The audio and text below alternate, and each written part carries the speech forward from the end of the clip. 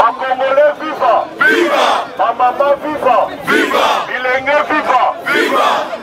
Le lot aux alliés à Ouambona activité au initial qui ça fait une semaine. Vous êtes? Les Congolais va répondre, tout va répondre. Les jeunes va répondre, tout va répondre.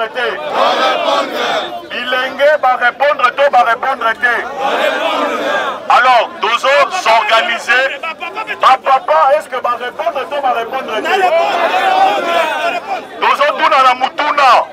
Est-ce que ezali malamu que bana na biso pona basala kenafet il faut pas viola bango? Est-ce que ezali malamu que ba maman na biso na est ba viola bango ba bomaka bango? Est-ce que ezali malamu que bangombe ya bandeko na biso banande ba Rwanda ba piyaka yango? Est-ce que ezali malamu que l'État congolais ba kozamboka basala incapable de sécuriser bandeko na est? Bon, le lot aux alliés à Wapona, Biloko Misatu, nous avons rappelé yango avant de progresser vers l'ambassade. Nous avons rappelé yango textuellement Nene Tolobaki. Et l'Oko Yaliposo, le 24 août 1998, massacre et salama na Katia ville ya Kasika. Na Katia ville wana baboma plus de 1000 Congolais. Ba viola ba maman na biso, ba enleva biloko na biso. Le 24 août oyo esali exactement 22 ans depuis ba massacre wana esalama. Justice esalama te. Ba Ougandais, ba Burundais, batikala ko reconnaître yango. Et puis gouvernement la biso congolais etikala ko sala eloko moko te ya malonga po ete ba massacre wana ezala reconnu. Alors, le 24 Oyo, ambassadeur rwandais, est-ce que tu as ambassadeur rwandais, Oyo Batili na Congo, nazo bete la bino histoire na ye mukie, Toyo kana malam. Monsieur Vincent Karega, azalaki ambassadeur d'Afrique du Sud. Na kati Afrique du Sud, place Rwanda etinda qui est. Alors, aux autres de l'ambassade, avant de que l'ambassade, et c'est venu en solo là. La police va nous encadrer. La police va nous encadrer. Aussi, l'Isakoyo Kanaboyete. Ambassadeur ya Rwanda, Babengana en Afrique du Sud, parce que azalaki impliqué dans makambo ya mabe. Lelo na RDC aye lisusu kobanda konier ba massacre, ko cracher et puis ko insulter bato bakufa. Est-ce que toroki kondima yango? Alors, eloko ya mibale o tozo senga. Lelo ezali que ba massacre oyo isalama esengeli justice esala nini? Eloko ya misatu ezali que docteur Mukwege aza menacé notamment par ba Rwandais. Toye ko avertir bango que ce que eloko ekomeli docteur Mukwege kozala na mutuna. Si-t-il na biso tozo avancer devant ambassade ya Rwanda. Tozo avancer lolenge nini? La police aza mumuna na biso te. Tosololi na bakonzi ya la police, notamment Général Kasongo, azali informé la cité. Gouverneur aza informé. Bayebisi biso, bako encadrer biso, mais des ordres il faut ça la marre. Toye omona kobamba mutuka libanga. Toye omona kobamba policier mabanga. N'est-ce pas que tous aba responsable? Alors, si tu la biso, nous banda yango dans quelques minutes après avoir koyemba hymne national. Nous avons hymne national. Après hymne national, nous avons Moulongo, nous avons avancé vers l'ambassade Malembe. Place de recours Canada résistance, il y a la police. Et c'est l'unité des ordres et Bima. Sauf que nous avons la résistance, il y a la police. Et c'est l'unité à la modèle. Alors, la 5 étoiles sous hymne national na biso avant que tout progresser. Debout Congolais, unis par le sang, unis dans l'effort pour l'indépendance. Mais son enfant, Claude Koubé, et pour les morts, prenons les plus belles élans, dans la paix au fait printemps Antoné. kozela te kaka tango tozosilisa awa Vincent Karega ifo azonga na Rwanda twana tina na ete twana tina Vincent Karega na mboko te bakomi bandeko na biso aya kovanda awa epuis pire encore aza konieke baboma bato na biso te e azorenieke biso toyebi histoire ya mboka te saka ye aye kotangisa biso histoire ya Congo. Bon, après match, c'est lui qui a fait ça, qui a été beau projeté sur nous. Tokokotela etina ndako tokobuka ambassade wana Rwanda. Eh papa, est-ce que Mobutu tango akata ba relation na Israël et Congo ebuka te? Congo eza na bomba. Congo Rwanda sala ipana biso. Il faut derrière soki akeite tokosenga rupture ya lipela entre biso na Rwanda. Nous na biso awa toza ba jeune. Et toza ba jeune pour rater parce que on a la information que oyo ambassadeur à Rwanda a lobby pour mboka na biso c'est précipité maman ça c'est précipité. Yango to yé lelo to sengi na ye na ndenge malembe to senga na ye akende mboka na bango na Kenya. To lingi alungwa awa azonga mboka na bango soki ba kozala contacter ba kolaka bakata relation Rwanda RDC toza d'accord. Na stade tozali oyo to stade ya kobondela ka bakute. Toza na stade oyo ya kozala décision. Yango to lelo kozala décision.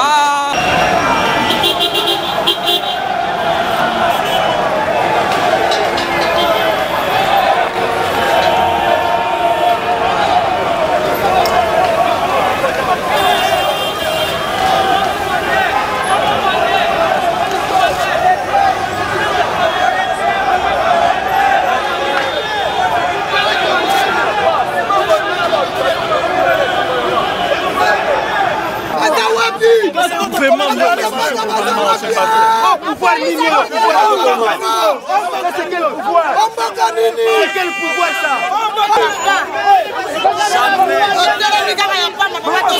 Les choses doivent changer, les choses doivent changer.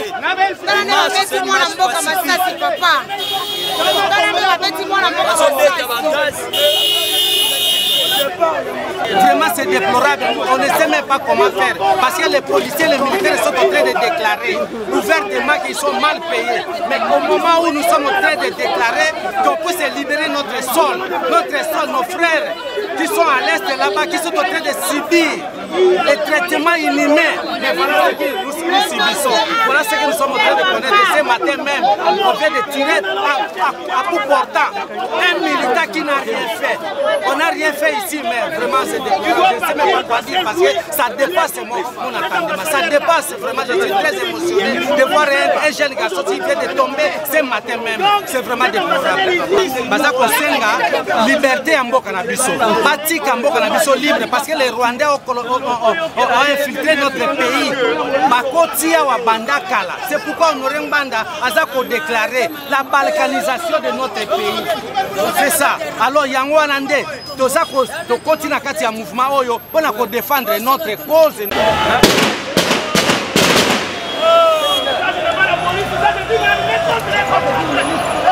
On était là, on a chanté l'hymne national sans trouble. C'est alors que les policiers ont commencé maintenant à tirer de son maçon. Ça a pris. On a expliqué le mobile de notre marche. Nous sommes allés vers les policiers pour qu'ils nous encadrent, pour qu'on marche pacifiquement. Mais malheureusement, mes larmes aux yeux, les policiers ont tiré sur un jeune garçon qui est tombé sur les champs. Est-ce qu'ils sont policiers? Le Congo nous a c'est une milice. Est-ce qu'ils sont congolais ou bien ce sont des rwandais infiltrés? Nous demandons au président de la République de prendre ses responsabilités. Le pays est déjà infiltré. Parmi les policiers, il n'y a pas de policiers, il y a des milices qui sont là. Donc, je suis Dr Bonganga Djemou Freddy, président national de l'organisation des leaders des forces sociales et démocratiques. Nous étions au lieu de notre rencontre d'une manière pacifique. Après avoir entonné l'hymne national, nous avons défini le thème de notre marche. Le thème de notre marche qui constitue à faire tout simplement une marche pacifique pour dire trois choses. La première chose, l'ambassadeur est là qui a humilié tous les Congolais, y compris le président de la République. L'ambassadeur là qui a humilié tous nos policiers. L'ambassadeur là qui a humilié tous nos militaires. L'ambassadeur qui a humilié jeunes et vieux dans la République démocratique du Congo doit partir parce que lui ne reconnaît pas les génocides alors qu'on nous enterre chaque jour. Ça c'était le premier point. Le deuxième point, c'était par rapport à Dr Mukwege. Docteur Mukwege, que les Rwandais sont en train de menacer. Et vous savez que lui, il est le prix Nobel. C'est celui qui répare nos mamans qui sont violées à l'est du pays. On cherche à les tuer. Et le troisième, c'était la demande de départ sans condition de cet ambassadeur-là. Et nous sommes allés nous-mêmes vers les policiers pour que nous puissions tomber d'accord, qu'on fasse une négociation pour qu'ils nous encadrent et que nous puissions arriver à l'ambassade.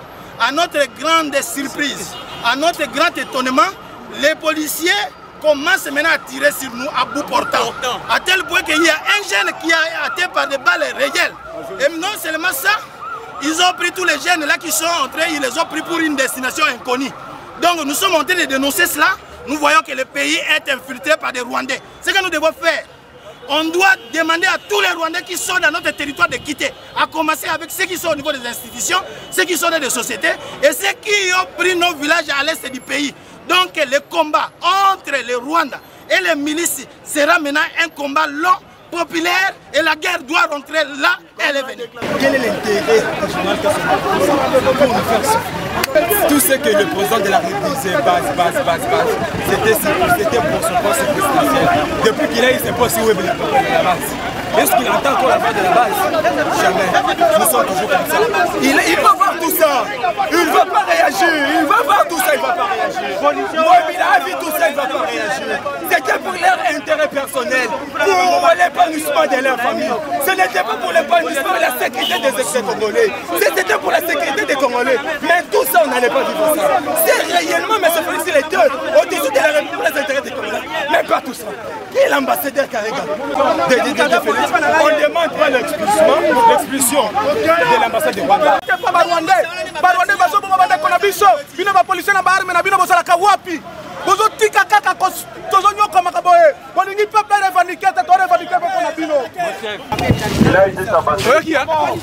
Donc, qu'est-ce qu'on a fait du mal pour être tabassé de la sorte devant la police?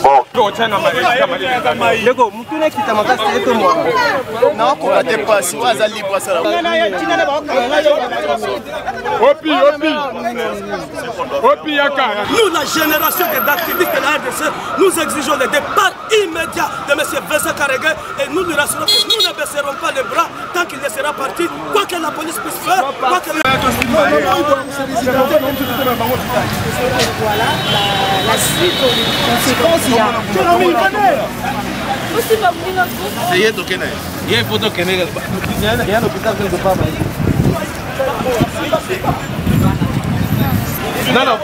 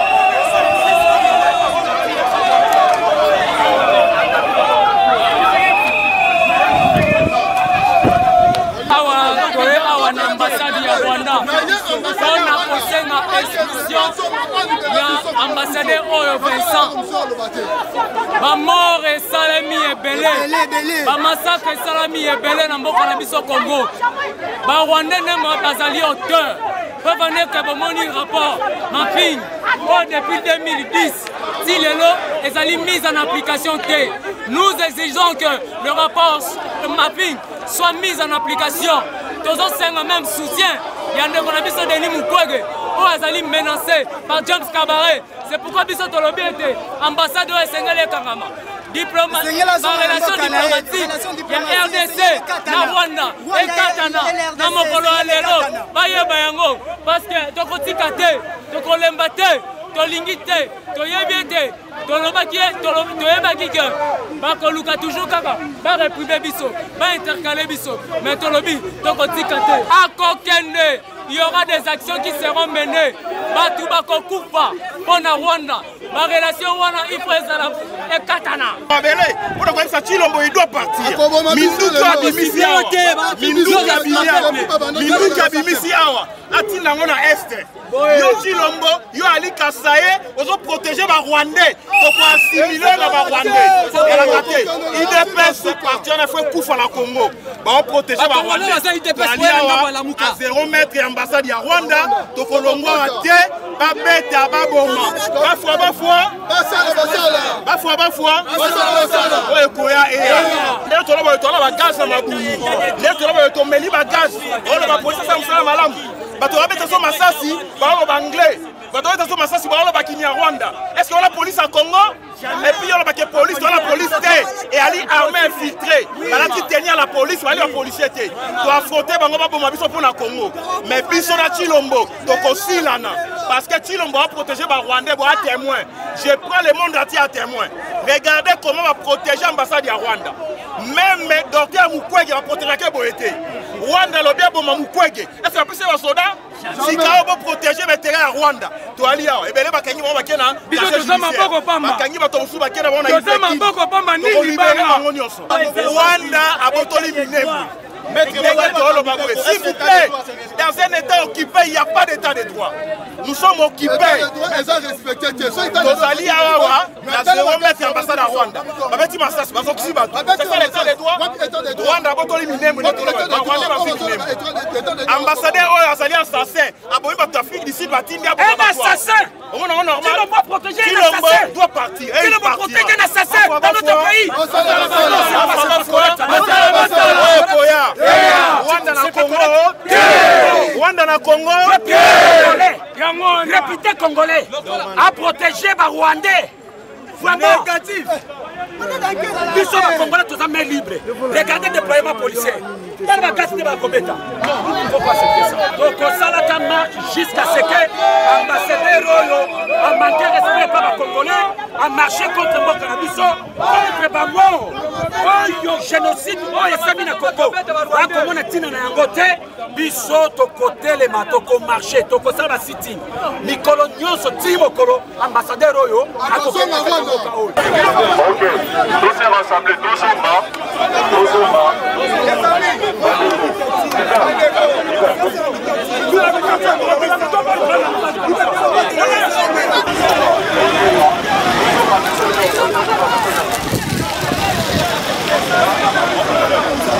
Maman vivant. Vivant. Congolais vivant. Vivant. Tous ont fait un message, mon corps est à l'île Pacifique. Toyaki awa mpona violence toyaki awa mpona tokundana bapolisier toyaki awa mpona policier ayiba telefone toyaki awa mpona policier abeta bagaz toyaki awa mpona policier akanga bato toyaki mpona nini mokonzi tala Congolais vivant, Congolais vivant, bas citoyens vivants, bas résistants vivants, bas balingi changement vivant, bas indignés vivants, Lucha vivant, Filimbi vivant, les Congolais debout vivants, bas Kinois vivants, alors, bas policiers vivants, alors, Kolomi Boye, Doyo Kanatikoyo, est-ce que tangu tobandaki manifestation oyo tozalaki moke boye tokomi moke boye mpona nini alors tokomi moke boye parce que bapolisier bakangi biso n'est-ce pas parce que bapolisier babeti masasi n'est-ce pas parce que bapolisier babeti gaz lacrymogène plutôt n'est-ce pas bazwi batelefone n'est-ce pas alors toyokana Congolais vivant est-ce que esengeli to continuer pour s'affronter na ba policier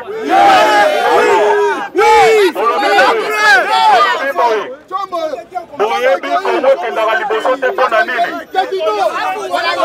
balingi bato nyonso toyokana Congo ekendaka liboso te mpona kozanga discipline Congo tozoprogresse te parce que tozalaka na discipline te bacitoyen discipliné vivant un mouvement discipliné viva. Viva. Biso et Sengeli to prêché par l'exemple. To la sa policier que Biso totanga. Biso toza non violent.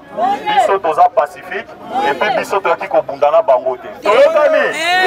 Alors, eloko to kosa les anini. Eloko to kosa la eza boye. Bomoni bilonga ba policier nyonso botala bango na bilonga. Bazali ba ennemi na biso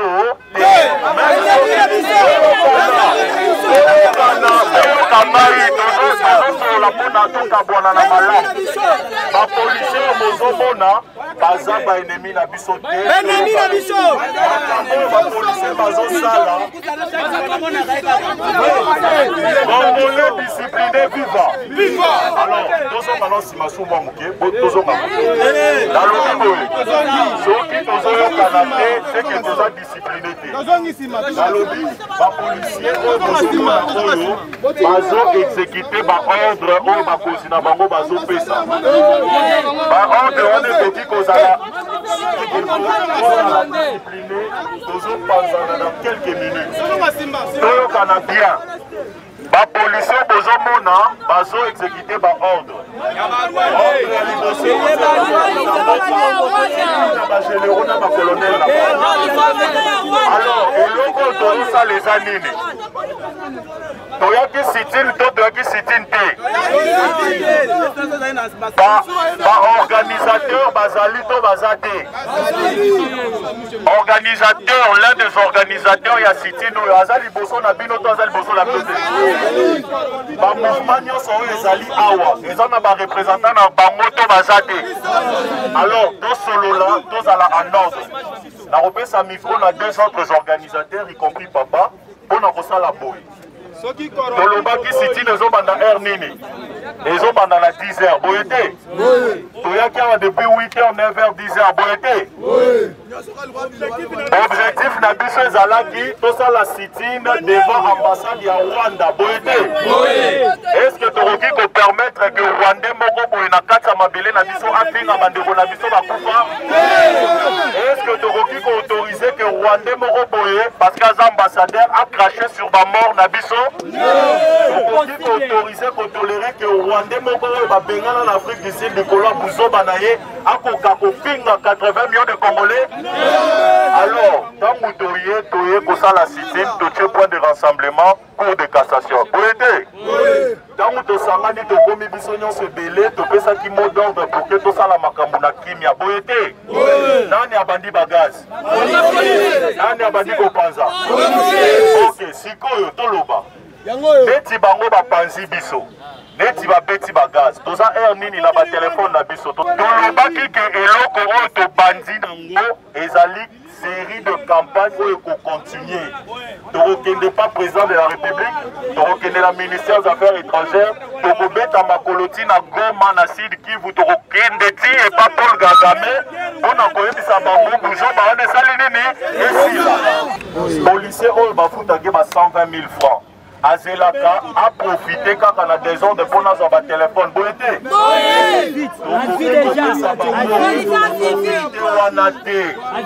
Commandant la bango yazali awa a promettre à biso que tokolandela ba téléphone na biloko nyonso na bato nyonso bakanga bakosa nini bakolibere bango. Na bandeko nyonso tozo coordonné tozali en contact na Général Kasongo na bakonzi nyonso mboka makambo esalama na kimia bandeko bake na ambulance bato babeti bango tokolandela bango biso esengeli tosala eloko moko yango ndozomona policier azobeta likofi azoyiba telefone tokosamba poke bapolisier mpe bazala malamu bazala formé tobetela no bapolisier maboko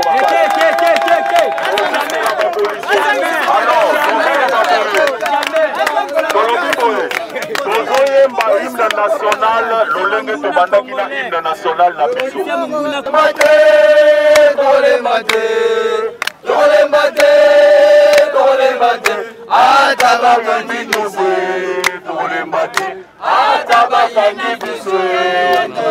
Peuple congolais vivant. tozana hymne national ya mboka na biso oyo ezoloba congolais telema ezoloba debout debout mpona bato nyonso ya bavoisin ya bamboka na biso babanga biso ifo tozala debout mpona barwandais babanda korespecte biso ifo tozala debout mpona mboka na biso etelema ifo tozala debout. Les autorités de la police nous ont dit qu'ils vont relâcher tout le monde qui était interpellé. Dans le bilan tel que nous le disons, il n'y a pas de mort, il n'y a pas eu de coup de balle, il y a eu des gaz lacrymogènes et des tirs de sommation pour disperser. Ce qui est à retenir, il y a des blessés graves, 2 blessés graves et une dizaine. Et je pense qu'il y a aussi plus d'une dizaine de personnes interpellées. Ce qui est à retenir, c'est que ça, c'est juste une série d'activités que nous venons de lancer. Et c'est envers le Rwanda. Nous n'avons pas de problème avec les autorités sur place ou la police. Et aussi ont besoin d'être interpellés sur les agissements de nos voisins afin de rendre l'activité de Congolais noble. Voilà un peu ce qu'on peut dire pour aujourd'hui. S'il y a d'autres questions, s'il n'y a pas. La suite, c'est que nous allons nous organiser pour d'autres activités qui vont suivre et jusqu'à ce que nous allons obtenir l'expulsion de M. Vincent Karega. M. Vincent Karega ne peut pas se jouer de Congolais. Je pense que ce message lui arrivera. Ce monsieur a été expulsé de l'Afrique du Sud et déclaré personne non grata parce qu'il agissait de la même manière. Et ici en RDC, ce n'est pas un foutoir, ce n'est pas une poubelle, ou parce que vous êtes ambassadeur, vous allez traiter avec légèreté la mémoire de Congolais. Et jusqu'à ce que nous obtiendrons son expulsion de notre sol. Et les autorités doivent être conscientes de cela. Nous arrêterons que le jour où ce monsieur va atterrir au Rwanda.